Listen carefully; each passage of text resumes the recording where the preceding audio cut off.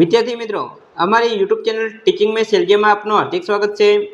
મિત્રો, આજે આપણે ધોરણ 8માં વિષય ગણિત તેમાં પ્રકરણ 1 સમય સંખ્યાઓ તેમાં જે પ્રસ્તાવના આપેલી છે તે પ્રસ્તાવના જોઈશું અને તેના પછી મિત્રો જે સ્વાધ્યાય 1.1 આવે છે તેનું સોલ્યુશન કરીશું। જો મિત્રો તમે પૂરેપૂરો વિડીયો જોશો તો તમને ખ્યાલ આવશે।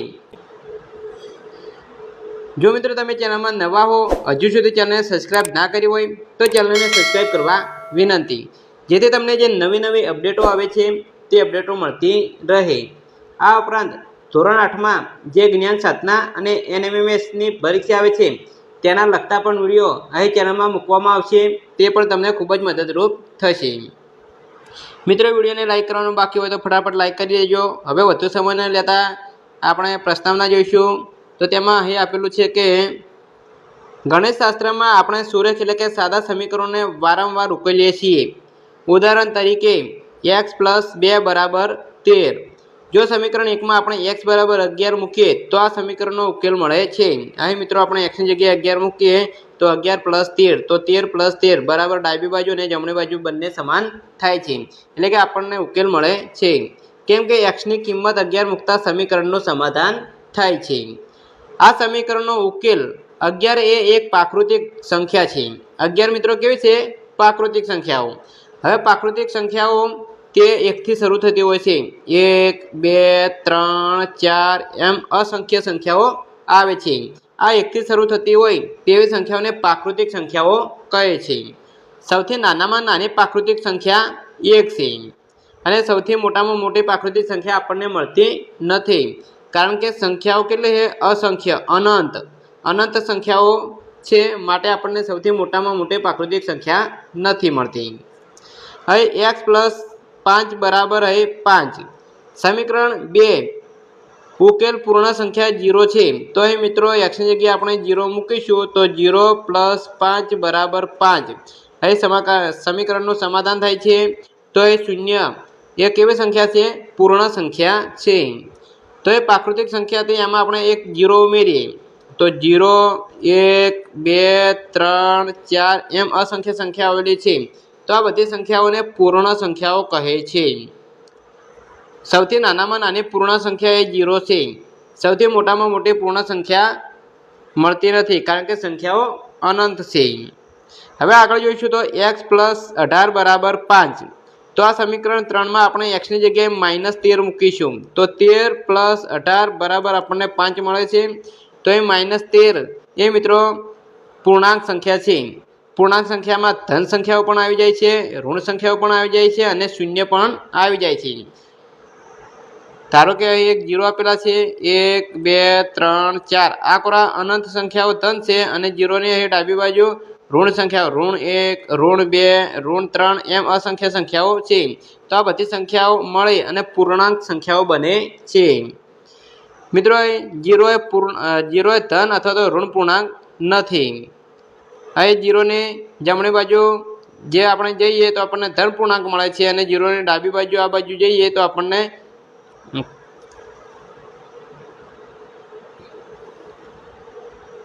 0 ने डाबी बाजू આપણે જઈએ તો આપણને ઋણ પૂર્ણાંક સંખ્યા મળે છે। આ રીતે મિત્રો પ્રાકૃતિક સંખ્યા, પૂર્ણ સંખ્યા અને પૂર્ણાંક સંખ્યા ખ્યાલ હોવો જોઈએ। હવે આગળ એક સમીકરણ ચોથા નંબરનું આપેલું છે 2x = 3। આ રીતે આપેલું છે 2x = 3। તો આપણે x ની કિંમત મેળવવી હોય તો 2 બરાબરની અહીં જમણી બાજુ જશે એટલે गुणाकार में छे तो भागाकार में जैसे तो x की किंमत आपने मळे 3/2। मित्रों, तो ये 3/2 आ संख्या ने सम्य संख्या कहे छे। तो जे संख्याओं ने p/q स्वरूप में दर्शावी शकाय ज्यां q ≠ 0 एटले के q की किंमत 0 ना होवी जोईए एवी संख्याओं ने सम्य संख्याओं कहे छे। आगळ सम्य संख्याओना गुणधर्मो आपेला छे। पहेलो सर्वृत्तानो गुणधर्म एटले के आपणे कोईपण बे सम्य संख्याओं लईए तो एनो जवाब अपने सम्य संख्या ज मळे छे। तो ये समृद्धतानो गुणधर्म छे। हवे समृद्धतामां आपणे पूर्ण संख्याओं लईए तो मित्रों सरवाळो करीए, कोईपण बे पूर्ण संख्या लईए 0 + 5 तो आपणे 5 जवाब मळे छे। तो 5 ए पूर्ण संख्या छे।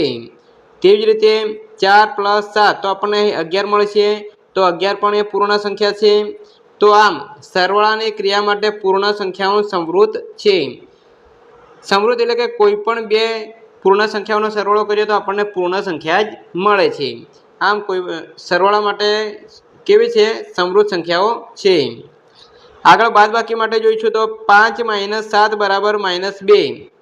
તો મિત્રો 5 માંથી -7 બાદ કરીશું તો આપણને -2 મળે છે, તો -2 એ પૂર્ણ સંખ્યા નથી। તો બાદબાકીની ક્રિયા માટે પૂર્ણ સંખ્યાઓ સમૃદ્ધ નથી।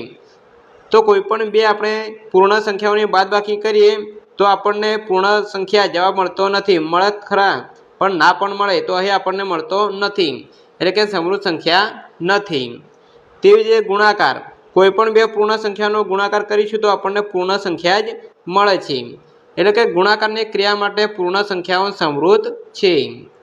ભાગાકાર, તો એ 5/8 5/8 તો આપણને જે સંખ્યા મળે છે તે પૂર્ણ સંખ્યા નથી, એટલે કે ભાગાકારની ક્રિયા માટે પૂર્ણ સંખ્યાઓ સમૃદ્ધ નથી। કોઈ પણ બે પૂર્ણ સંખ્યાનો આપણે ભાગાકાર કરીએ તો આપણને પૂર્ણ સંખ્યા મળે પણ ખરા અને ના પણ મળે, એટલે કે સમૃદ્ધ નથી। તેવી જ રીતે પૂર્ણ સંખ્યાઓ માટે જોઈશું, પૂર્ણાંક સંખ્યાઓ માટે સરવાળો જોઈશું તો કોઈ પણ બે પૂર્ણાંક સંખ્યાઓનો આપણને સરવાળો કરીશું તો આપણને પૂર્ણ સંખ્યા જ મળે છે, એટલે કે સરવાળાની ક્રિયા માટે પૂર્ણાંક સંખ્યાઓ સમૃદ્ધ છે। બાદબાકી માટે જોઈશું તો કોઈ પણ બે પૂર્ણાંક સંખ્યાઓ લઈશું, એની બાદબાકી કરીશું તો આપણને પૂર્ણ સંખ્યા મળે છે। તો મિત્રો અહીં 7 - 5 તો આપણને અહીં 2 મળ્યા, 2 પણ એ પૂર્ણાંક સંખ્યા છે। તેવી જ રીતે -6 એક ઋણ સંખ્યા લઈને એક ધન સંખ્યા લઈએ તો આપણને -14 મળે છે, એ પણ પૂર્ણાંક સંખ્યા છે। તો આમ બાદબાકીની ક્રિયા માટે પૂર્ણાંક સંખ્યાઓ સમૃદ્ધ છે। આગળ આપણે ગુણાકાર માટે જોઈશું, તો ગુણાકારમાં જોઈશું તો 5 × 8 = 40 તો એ પૂર્ણાંક સંખ્યા છે। તો એ બે પૂર્ણાંક સંખ્યાઓનો ગુણાકાર આપણને પૂર્ણાંક સંખ્યા મળે છે, માટે ગુણાકારની ક્રિયા માટે પૂર્ણાંક સંખ્યાઓ સમૃદ્ધ છે। ભાગાકાર જોઈશું તો 5/8 તો એ 5/8 એ પૂર્ણાંક સંખ્યા નથી, માટે ભાગાકારની ક્રિયા માટે પૂર્ણાંક સંખ્યાઓ સમૃદ્ધ નથી। હવે આગળ આપણે જોઈશું તો સમય સંખ્યાઓ માટે જોઈશું, તો મિત્રો જે સંખ્યાઓને p/q એટલે કે p અને q કેવા પૂર્ણાંક સંખ્યાઓ છે, જ્યાં q ≠ 0 એટલે કે q ની કિંમત 0 ના હોવી જોઈએ, એ સ્વરૂપે લખી શકાય તેવી સંખ્યાઓને સમય સંખ્યાઓ કહે છે। ઉદાહરણ તરીકે -2/3 6/7 9/-5 એ સમય સંખ્યાઓ છે, જ્યારે 0 -2 4ને પણ આપણે p/q સ્વરૂપે લખી શકીએ છીએ। ધારો કે અહીં -2 એના છેદમાં 1 તો હોય જ, એટલે કે આ p/q સ્વરૂપમાં થઈ ગયું, તેથી તે સમય સંખ્યાઓ છે। હવે બે સમય સંખ્યાઓનો સરવાળો કઈ રીતે થાય છે તે તમે જાણો છો। ચાલો થોડી સમય સંખ્યાઓની જોડનો સરવાળો કરીએ, તો એક આપેલા છે 3/8 વત્તા -5/7। તો મિત્રો અહીં છેદ સરખા કરવા પડે પહેલાં તો એ 7 × 8 = 56 થશે। અહીં 56 લાવવા બદલે 7 વડે ગુણવાના, અંશ અને છેદમાં બંને ગુણીશું તો 3 × 7 તો 7 તરી અહીં 21 આવશે અને 56 થશે। તેવી જ રીતે અહીં -5 આપેલા છે 7 56 લાવવા બદલે 8 વડે ગુણવા પડે, તો -5ને 8 વડે ગુણીશું તો -40 થશે અને અહીં 56 છેદ થશે। હવે 21 મેથી -40 બાદ કરીશું તો -19/56 તો આ સમય સંખ્યા મળે છે। તેવી જ રીતે અહીં -3/8 પ્લસ -4/5 અહીં આપણે લસા લઈશું તો 40 લસા આવશે। હવે આનું સાદું રૂપ આપીશું તો -15 અને -32/40 તો -32 - 15 બંનેનો સરવાળો કરીશું તો -47/40 થશે। આ પણ સમય સંખ્યા છે। હવે આ બંનેનો સરવાળો કરીશું તો એ પણ આપણને સમય સંખ્યા મળશે। તો આમ આપણે બે સમય સંખ્યાઓનો સરવાળો કરતાં સમય સંખ્યા મળે છે, એટલે કે વધુ સમય સંખ્યાઓની જોડ માટે ચકાસણી તમે કરો। આપણે કહી શકીએ છીએ કે સરવાળાની ક્રિયા માટે સમય સંખ્યાઓ સમૃદ્ધ છે, અથવા તો કોઈ પણ બે સમય સંખ્યાઓ a અને b માટે a + b કરીએ તો આપણને સમય સંખ્યા જ મળે છે। હવે બાદબાકી માટે જોઈશું, તફાવત એટલે કે બાદબાકી માટે, તો મિત્રો અહીં બે સંખ્યા લીધી છે -5/7 અને 2/3, આ બંનેને આપણે બાદબાકી કરીશું તો આપણને જવાબ મળશે -29/21, તો એ પણ સમય સંખ્યા છે। તો આગળ જોઈશું તો મિત્રો એ ઉદાહરણ આપેલા છે, તમે ગણતરી કરશો તો 25 - 32 તો આપણને મળશે -7/40। આ પણ કેવી સમય સંખ્યા છે। તો આ રીતે તમે બીજા પણ ઉદાહરણ લઈ શકો છો। તો બાદબાકીની ક્રિયા માટે સમય સંખ્યાઓ સમૃદ્ધ છે, અર્થાત બે સમય સંખ્યાઓ a અને b માટે a - b પણ સમય સંખ્યા છે। ગુણાકારમાં જોઈશું તો મિત્રો એ બે સંખ્યાઓ લીધી છે, -2/3 × 4/5। આ બંનેનો ગુણાકાર કરીશું તો અંશનો અંશમાં ગુણાકાર 4 × 2 = 8, -8 મળશે અને 3 × 5 = 15। તો -8/15 એ કેવી સમય સંખ્યા છે। આ સમય સંખ્યાનો આપણે ગુણાકાર કરીશું તો આપણને સમય સંખ્યા મળે છે। તો આના આધારે આપણે કહી શકીએ છીએ કે ગુણાકારની ક્રિયા માટે સમય સંખ્યાઓ સમૃદ્ધ છે, કેમ કે કોઈ પણ બે સમય સંખ્યાઓ a અને b માટે a × b આપણને સમય સંખ્યા જ મળે છે। આગળ એ જોઈશું તો ભાગાકારની ક્રિયા માટે આપણે જોઈશું તો -5/3 / 2/5। તો આ રીતે આપણે ભાગાકાર કરીશું તો મિત્રો એ ભાગાકારની જગ્યાએ આપણે ગુણાકારનું ચિહ્ન બદલે આ રીતે ભાગાકાર કરીશું, ગુણ્યા અંશ અને છેદ બદલાઈ જશે એટલે 5/2 થશે, પાયો 25 -25/3 × 2 = 6। તો -25/100 આપણને સમય સંખ્યા મળે છે।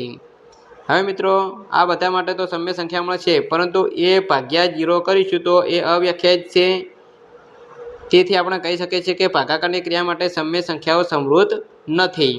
જો આપણે શૂન્યને અપવાદ ગણીએ તો ભાગાકારની ક્રિયા માટે સમૃદ્ધ સંખ્યાઓ સમૃદ્ધ છે।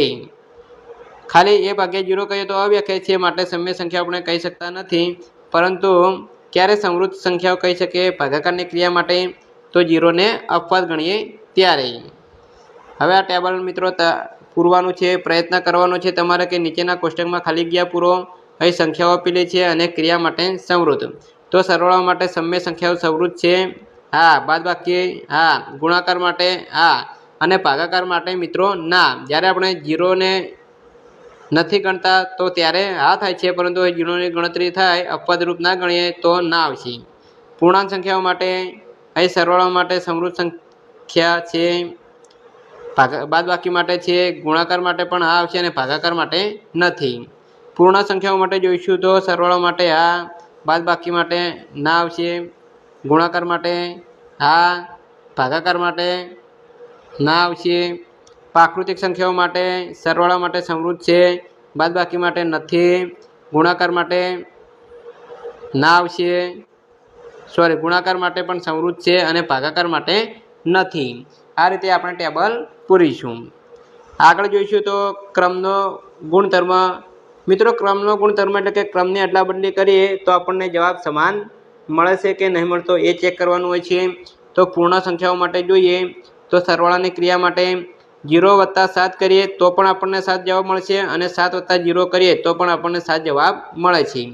તેવી જ રીતે 2 + 3 કરીએ તો આપણને અહીં 5 મળે છે, અને 3 + 2 કરીશું તો પણ જવાબ આપણે 5 મળે છે। તો આમ કોઈપણ બે પૂર્ણ સંખ્યાઓ a અને b માટે a + b = b + a મળે છે, એટલે કે ક્રમની અદલા બદલી કરીએ તો પણ આપણને જવાબ સમાન મળે છે। આમ સરવાળાની ક્રિયામાં ક્રમના ગુણધર્મનું પાલન થાય છે। બાદબાકી માટે આપણે જોઈશું તો મિત્રો અહીં ધારો કે કોઈ ઉદાહરણ લઈએ 3 - 5। હવે આ બંનેને આપણે બાદબાકી કરીશું તો આપણને જવાબ મળશે -2। હવે ક્રમ અદલા બદલી કરીએ, 5 આગળ લઈ જાય અને 3 પાછળ લઈ જાય, તો 5માંથી 3 જાય તો આપણને 2 જવાબ મળે છે। તો મિત્રો અહીં ઋણ 2 જવાબ મળે છે, અહીં ધન 2 જવાબ મળે છે, માટે બાદબાકીની ક્રિયામાં ક્રમના ગુણધર્મનું પાલન થતું નથી। ગુણાકારમાં જોઈશું તો મિત્રો અહીં ગુણાકારમાં 5 × 3 કરીશું તો પણ આપણને 15 જવાબ મળે છે, 3 × 5 કરીશું તો પણ આપણને 15 જવાબ મળે છે, એટલે કે ક્રમની અદલા બદલી કરીએ તો પણ જવાબ સમાન મળે છે। માટે ગુણાકારની ક્રિયામાં ક્રમના ગુણધર્મનું પાલન થાય છે। ભાગાકાર માટે જોઈશું તો અહીં ધારો કે 5/5 કરીશું તો આપણને 1 જવાબ મળે છે। હવે ક્રમ અદલા બદલી કરીએ તો 5/5।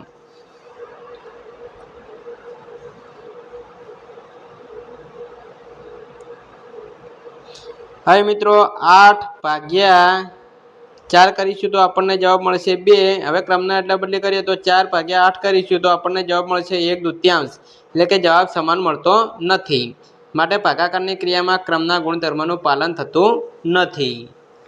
હવે પૂર્ણાંક સંખ્યાઓ માટે જોઈશું તો પૂર્ણાંક સંખ્યાઓમાં વિવિધ ક્રિયાઓ માટેના ક્રમના ગુણધર્મનું પાલન થાય છે કે નહીં તે ચકાસણી કરતું હોય કોષ્ટકમાં ખાલી જગ્યાઓ પૂરવાની છે। સરવાળાની ક્રિયા કરીશું તો બે સંખ્યા આપણે પૂર્ણાંક સંખ્યા લઈએ તો -3 + 5 તો આપણને જવાબ મળશે 2 ધન 2 મળશે। હવે ક્રમની અદલાબદલી કરીએ તો 5 - 3 5 + -3 તો એમાં પણ આપણને જવાબ 2 મળે છે। તો સરવાળાની ક્રિયામાં ક્રમના ગુણધર્મનું પાલન થાય છે। બાદબાકીમાં જોઈશું તો 5 - -3 તો માઇનસ પ્લસ થઈ જશે તો આનો જવાબ આવશે 8। કેવા ધન 8 મળશે તો અહીં જવાબ આવશે -3 ને -5 તો અહીં -8। તો મિત્રો અહીં જવાબ સમાન મળતા નથી તો બાદબાકીની ક્રિયામાં ક્રમના ગુણધર્મનું પાલન થતું નથી। ગુણાકાર માટે જોઈશું તો -3 × 8 તો જવાબ આવશે 24 -24 જવાબ આવશે। ક્રમની અદલાબદલી કરીશું તો 8 × -3 તો એમાં પણ 24 જવાબ મળે છે આપણને માઇનસ। તો ગુણાકારની ક્રિયામાં ક્રમના ગુણધર્મનું પાલન થાય છે। તેવી જ રીતે ભાગાકાર માટે જોઈશું તો એ 3 / -100 તો આનો જવાબ આવશે -1/2। હવે ક્રમની અદલાબદલી કરીએ તો -100/3 તો એમાં જવાબ આવશે -2। તો જવાબ સમાન મળતો નથી માટે ભાગાકારની ક્રિયામાં ક્રમના ગુણધર્મનું પાલન થતું નથી। હવે આગળ આવશે સમય સંખ્યાઓ। મિત્રો સમય સંખ્યાના સરવાળા કરીએ તો આ બે સમય સંખ્યાઓ છે એનો સરવાળો કરીએ તો 1/21 જવાબ આવે છે। ક્રમની અદલાબદલી કરી દઈએ તો જવાબ આવશે 1/21। તો આના આધારે આપણે કહી શકીએ કે સમય સંખ્યાઓ માટે સરવાળામાં ક્રમના ગુણધર્મનું પાલન થાય છે। તેવી જ રીતે બાદબાકીમાં જોઈશું તો મિત્રો અહીં 2/3 -5/4 કરીએ અને 5/4 -2/3 તો મિત્રો જવાબ આપણને સમાન મળતો નથી। તો અહીં બાદબાકીની ક્રિયા માટે ક્રમના ગુણધર્મનું પાલન થતું નથી એટલે કે જે ક્રમમાં બાદબાકી હોય એ ક્રમમાં જ આપણે બાદબાકી કરવી જોઈએ।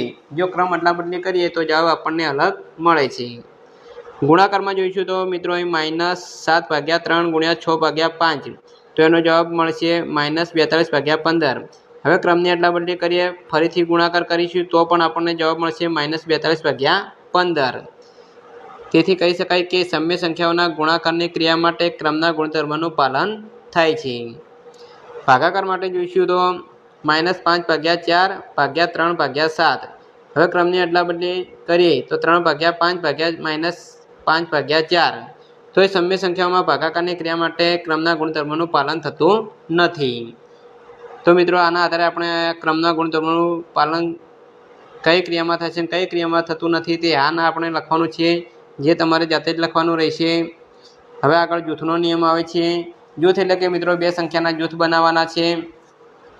તેમાં અહીં સરવાળાની ક્રિયા માટે અહીં આપણે એક ઉદાહરણ લઈએ 3 + 4 + 5 તો મિત્રો પહેલાં આપણે 4 અને 5નું જૂથ બનાવીશું તો જવાબ મળશે 3 + અહીં 4 ને 5 9 થશે 9 3 12 જવાબ મળે છે। હવે આપણે જૂથ બદલી દઈએ તો 3 + 4 + 5 તો પહેલી અને બીજી સંખ્યાનું જૂથ બનાવીશું તો એનું સાદું રૂપ આપીશું તો 7 + 5 તો આપણને જવાબ મળે છે 12। તો મિત્રો એ જૂથની અદલાબદલી કરીએ તો પણ આપણને જવાબ સમાન મળે છે માટે સરવાળા માટે જૂથના ગુણધર્મનું પાલન થાય છે। તેવી જ રીતે હવે આગળ જોઈશું તો આપણે બાદબાકી માટે તો એ બાદબાકી માટે મિત્રો આપણે આ જ સંખ્યા લઈએ 3 + 4 + 5 હવે મિત્રો આપણે બાદબાકી માટે મિત્રો એ આપણે બાદબાકી માટે જૂથનો નિયમનું પાલન થાય છે કે નહીં તેના માટે એક ઉદાહરણ લઈએ 9 - 4 - 100 પહેલાં આપણે આ બંને પહેલી બીજી સંખ્યાનું જૂથ બનાવીએ તો આપણને મળશે 9માંથી 4 જાય તો 5 5 - 100 એટલે કે -1 જવાબ મળે છે। તેવી જ રીતે જૂથની અદલાબદલી કરીએ તો પહેલી સંખ્યા 9 એમ રહે 100મેથી 4 જશે તો -2 વધશે તો માઇનસ ને માઇનસ પ્લસ થઈ જશે તો 11 જવાબ આવે છે।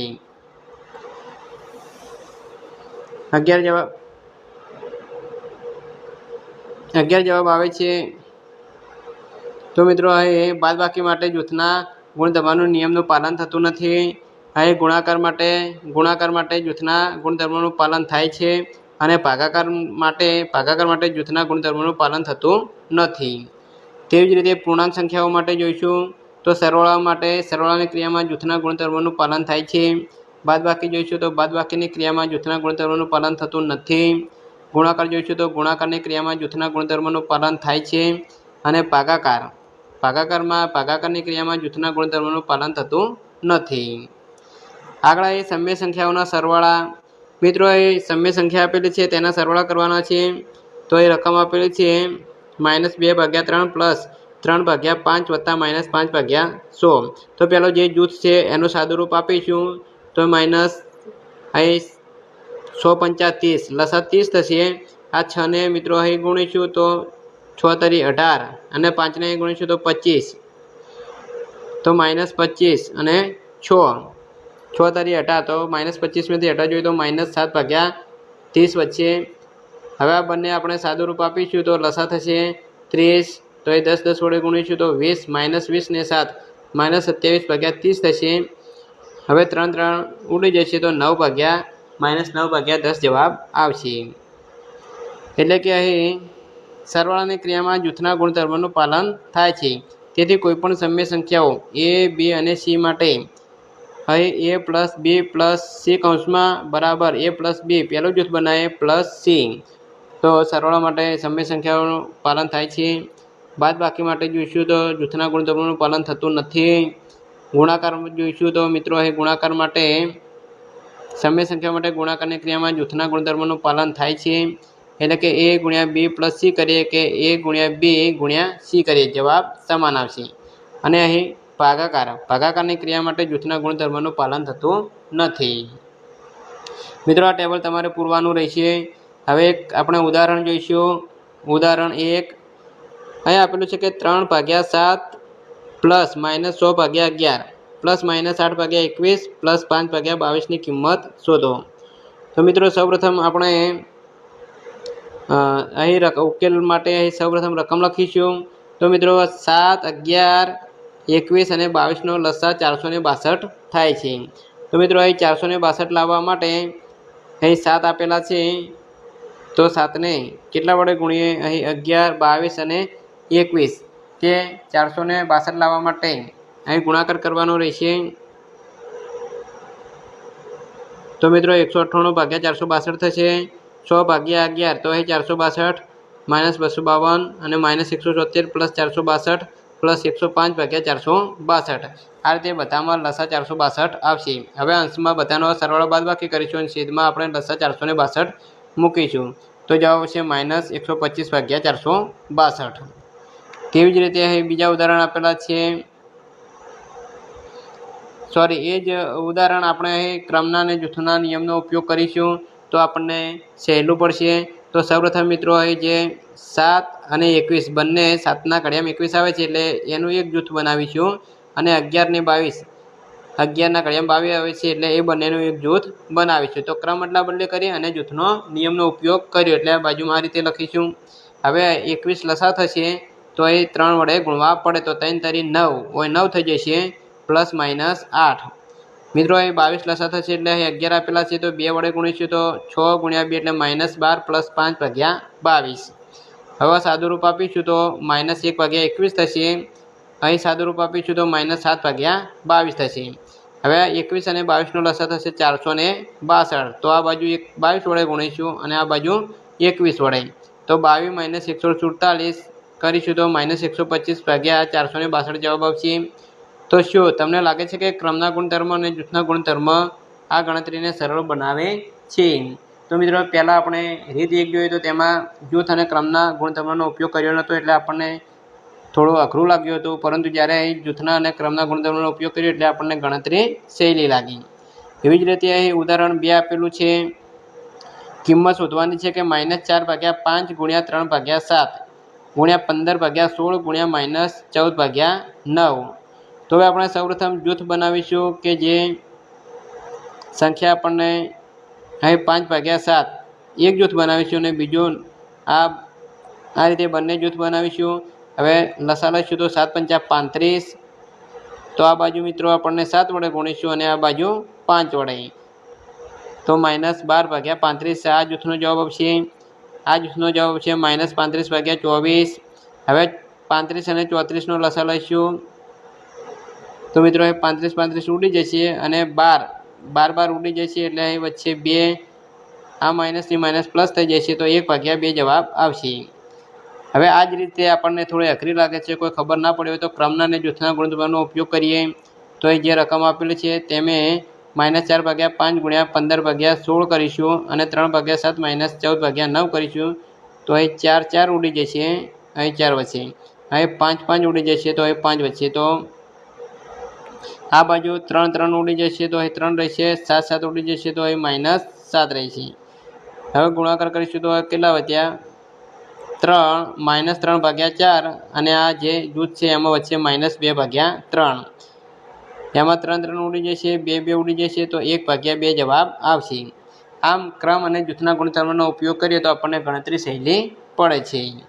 શૂન્ય અને ભૂમિકા. મિત્રો અહીં 2 + 0 કરીએ કે 0 + 2 કરીએ તો આપણને 2 ને 2 જ મળે છે, એટલે કે પૂર્ણ સંખ્યામાં 0 ઉમેરતા. પૂર્ણાંક સંખ્યાની વાત કરીએ તો -5 + 0 અથવા તો 0 - 5 તો આપણને -5 મળે છે. તો પૂર્ણાંક સંખ્યામાં 0 ઉમેરતા. હવે સમય સંખ્યામાં -2/7 અહીં 0 ઉમેરીએ કે 0 + 2/7 તો જવાબ આપણને જે રકમ આપેલી છે તે રકમ જ મળે છે. તો આના આધારે આપણે કહી શકીએ કે શૂન્યને સરવાળા માટેનો તટસ્થ ઘટક એટલે કે એકમ ઘટક કહે છે. તે પૂર્ણાંક અને પૂર્ણ સંખ્યા માટે પણ સરવાળાનો તટસ્થ ઘટક છે. એટલે કે જે સંખ્યામાં આપણે 0 ઉમેરીએ એ સંખ્યા આપણને પોતે જ મળે છે. એવી જ રીતે એકની ભૂમિકા, તો કોઈપણ સંખ્યાને આપણે 1 વડે ગુણીશું તો એ સંખ્યા પોતે જવાબ આવશે. અહીં સમય સંખ્યા હોય, પૂર્ણ સંખ્યા હોય, પૂર્ણાંક સંખ્યા હોય તો આપણને સંખ્યા પોતે જ જવાબ મળશે. એટલે કે 1 એ ગુણાકાર માટેનો તટસ્થ ઘટક છે. હવે આગળ આપણે સમય સંખ્યાઓ માટે ગુણાકારનું સરવાળા પર વિભાજન. તો મિત્રો અહીં 3 રકમ આપેલી છે -3/4, 2/3 અને -5/100. આ સમય સંખ્યાઓ લઈ અને આપણે ગણતરી કરવાની છે. તો મિત્રો સૌપ્રથમ આપણે 3 જે રકમ આપેલી છે તે લખીશું. તો પહેલાં આ બે સંખ્યાનું જૂથ બનાવીશું. હવે એનું સાદું રૂપ આપીશું તો અહીં લસા થશે 6. અહીં 3 આપેલા છે તો આ કોરા 2 વડે આપણે ગુણવા પડે. અંશમાં અને છેદમાં તો 2 ને 2 વડે ગુણીશું એટલે 4 થશે. આ કોરા -5. તો -3/4 ગુણ્યા -5માંથી 4 જશે તો 1 વચ્ચે 1/100. હવે 100 ચોક 24 લસા થશે. તો આ કોરા 6 વડે ગુણીશું અને આ કોરા 4 વડે ગુણીશું. બાદબાકી કરીશું તો આપણને 3/24 મળશે. 3 ઉડી જશે તો 1/8 જવાબ આવશે. એ જ રીતે -3/4 ગુણ્યા 2/3. તો એ લસા લઈશું તો 4 ગુણાકાર, અંશનો અંશમાં ગુણાકાર, છેદનો છેદમાં ગુણાકાર. તો -3 દુ 6 અને 4 તરી 12. 6 ઉડી જશે તો -1/2 જવાબ આવશે. એ જ રીતે હવે આગળ જોઈશું તો અને -3/4 ગુણ્યા -5/100 બરાબર 5/8. આમ આ બંને જે જૂથ બનાવે તે એનો જવાબ આવ્યો. પહેલા જૂથનો જવાબ આવ્યો -1/2, બીજા જૂથનો આવ્યો 5/8. હવે બંનેનો આપણે સરવાળો કરીશું એટલે છેદ 8 થશે અને અંશમાં 1 વચ્ચે. આમ સરવાળા માટે શું છે? ગુણાકારનું સરવાળા પર અને બાદબાકી પર વિભાજન આ રીતે થાય છે કે એ ગુણ્યા b + c હોય તો એને b પણ સાથે ગુણી શકાય અને c પણ સાથે ગુણી શકાય. એવી જ રીતે એને b સાથે ગુણીશું માઇનસ એને c સાથે. તો આ રીતે મિત્રો ખાસ સૂત્ર યાદ રાખી દેજો. હવે વિભાજનના ગુણધર્મોનો ઉપયોગ કરી અને 2 એક્ઝામ્પલ આપેલા છે એ તમારે ગણવાના રહેશે, હોમવર્કમાં આપેલા છે. આગળ અહીં કિંમત શોધો. તો મિત્રો ખાસ ઉદાહરણ 3 જોઈ લેજો. સૌપ્રથમ ક્રમનો ગુણધર્મ વાપરવાનો, પછી વિભાજનનો ગુણધર્મ અને એ રીતે જવાબ આવશે. આગળ નેક્સ્ટ બીજો વિડીયો આપણે બનાવીશું, એમાં સ્વાધ્યાય 1.1 તેનું સંપૂર્ણ અને સચોટ રીતે સોલ્યુશન કરીશું, જેથી તમને સરળ ભાષામાં ખ્યાલ આવે. જો મિત્રો વિડીયો સારો લાગ્યો તો લાઇક કરજો, શેર કરજો અને સબસ્ક્રાઈબ કરજો. નેક્સ્ટ આપણે બીજા ભાગમાં સ્વાધ્યાય 1.1નું સોલ્યુશન કરીશું. Thank you. જય હિન્દ, જય ભારત.